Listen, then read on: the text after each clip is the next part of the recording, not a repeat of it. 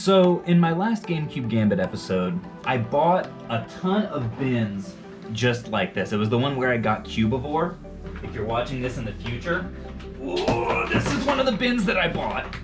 And as soon as I made an offer on it, because there's some really good stuff in here, I made an offer of $350, or no, $325. And as soon as the words came out of my mouth, I knew, oh shoot, I feel like I overpaid on this bin. Cause there's some good stuff in here, but it's not, I don't know if it's $325 worth. So I thought that it'd be an interesting video to go through this a little bit more in depth, and make a little bit of a prediction for how much is actually in here in value, and then plug everything into my listing software here, get it all priced out and everything, and then let you guys know, was this actually a good deal or not? So that's what I'm gonna go ahead and do. All right, so here is the lovely bin of glory as I'm on the floor with good old Elsie over here. She's kind of scared of the rain. This, I actually did look up. This one's worth like 15 bucks or something like that. I might just throw that on Whatnot. We've got some lovely PS1 sports titles here. Wii Blazing Angels. We've got a card game, PS1 game. This is not an auspicious start. Marble Master. Yuck. Yuck. This might be ugly. Okay, this is not a bad one. Toy Story 3 on the PSP, complete. That's good to see. NASCAR, yuck. Truth or Square, not bad. No manual, that sucks. We got Up on the PSP, Harry Potter Legos. What's this? VGE Video Game Enhancer. I don't honestly know what this is worth. We've got this complete, this is cool, a Gamecom Fighters Mega Mix. Okay, this actually might have a little bit of potential there. We got Mario World, the classic, Funhouse. Nothing super exciting, nothing that'll get your juices flowing in this bin so far. Siphon Filter, Logan's Shadows is complete, so the PSP stuff is definitely what's shaping up to be the best. Star Trek on the Sega, what? Oh, Atari 5200, ugh. I mean, maybe it's worth something, I don't know, probably not a lot.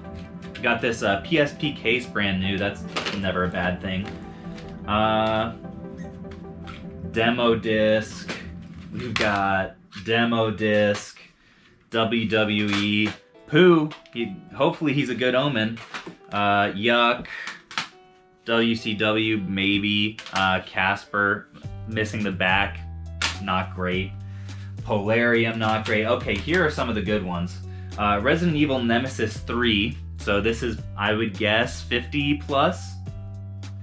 Resident Evil Survivor, probably 50 plus. Tiny Tank, meh. Star Wars Demolition is at least 10, I believe. And then House of the Dead 2 is a good one as well. So I would say here we're looking at probably 150 or so half of our money back. And we've got a good amount of the bin still to go. We've got some long box. Fade to Black, don't know anything about that. Game Day, yuck. Crazy Yvonne, is that what that is? I don't know, never heard of it. Lord of the Rings Tactics, complete. Oh, yuck. We've got actually ATV Off-Road Fury in here, so that's unfortunate. Let's see, Zombie Revenge could be a decent one. We've got Army Men, we've got Need for Speed, we've got, and NASCAR game again. No thank you. Anything else good on the PlayStation side? No. Okay, there we go. Resident Evil 2 is great. Silly Bands. Wow. That is a throwback, folks. Anyone else remember the Silly Bands craze from like 2010? Whew. Really brings me back. Or would that would have been, yeah, 2010 sounds right. So yeah, nothing there. Then we've got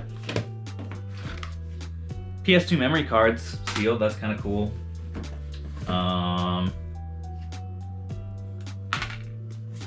Nothing there. And then a whole bunch of Xbox stuff, it looks. Is the rest of this Xbox games? I really hope not, folks. Oh man, I may have made a serious mistake.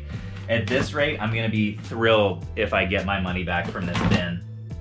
But, you know, that's part of the game sometimes. Like, as much as people will criticize me for lowballing, sometimes I do quite the opposite. Blood Omen 2 is definitely not a bad one. Street Racer, don't care. Amp 2, a lot of this stuff is unfortunately going to go into the trade-in pile. We've got Silent Hill 2 Restless Dreams. That's a solid one. Let's see, is the disc? It's seen better days. Not the greatest. Godfather the game is actually a really good one. Magic, Halo, Lord of the Rings. We've got, oh yeah, we've got the Lord of the Rings stack here. That was kind of funny to unearth, and those go for okay money if I'm not mistaken. Legacy of Kain, Grand Theft Auto bundle should be decent. Full Spectrum Warrior, Defender.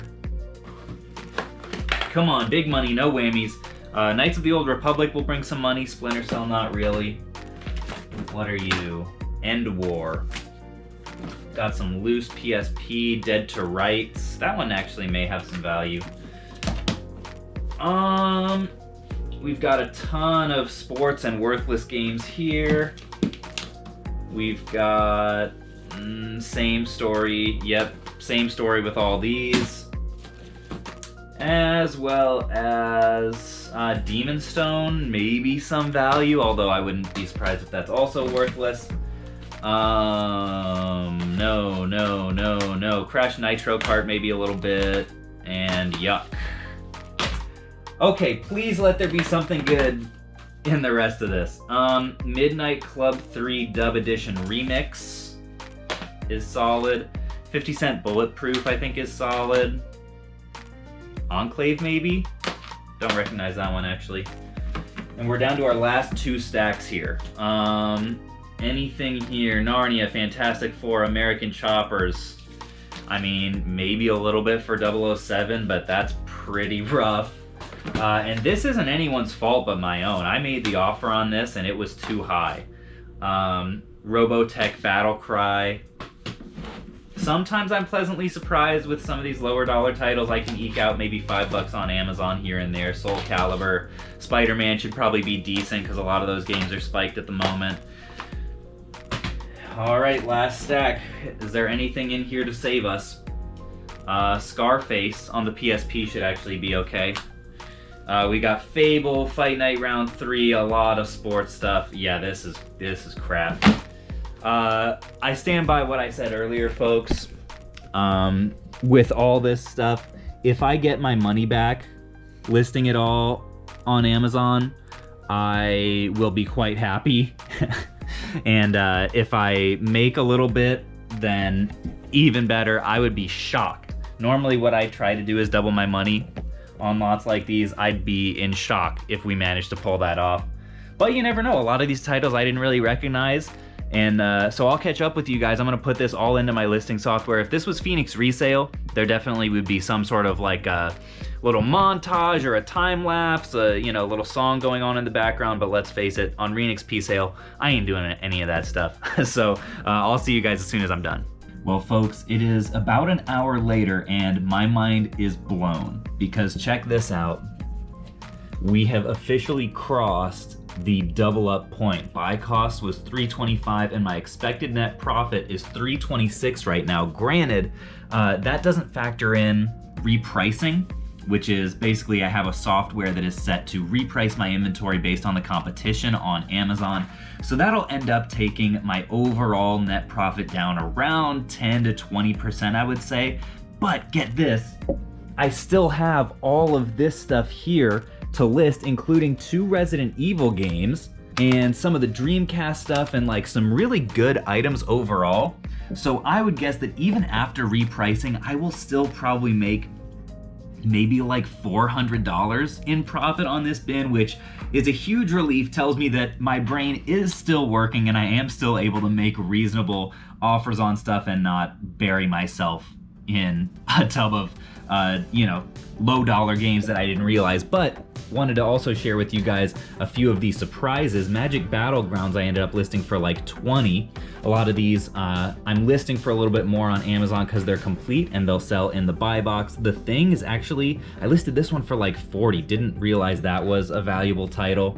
These 3 Lord of the Rings games, I listed these each at $35. I wouldn't be surprised if they sell there. They may get repriced though, because those are the 3 that were in very good condition. And then there were just some other miscellaneous games here that I'm listing in the like 13 to 15 range, because they're all, like I said, in very good condition. And when you sell through FBA, if you can list them at like 13 to 15 and they'll probably sell, it's still worth it, because I'll still make, I don't know, maybe like 5 to 7 to maybe 8 if it's like a $15 game, dollars a piece on these guys, which if I wasn't selling on Amazon would definitely have to go into the trade-in pile, because after fees and shipping, I'd probably be looking at, $2 to $3 maybe dollars a piece on those games, and that's just not really worth it for me. But yeah, guys, thanks for coming along on this emotional roller coaster with me. Make sure to subscribe to Renix Sale, because I think it'd be really hysterical if eventually this channel passed up Retro Rick. I think you guys know, that would be hilarious. Anyways, thank you all for watching, and I'll catch you guys on the flip.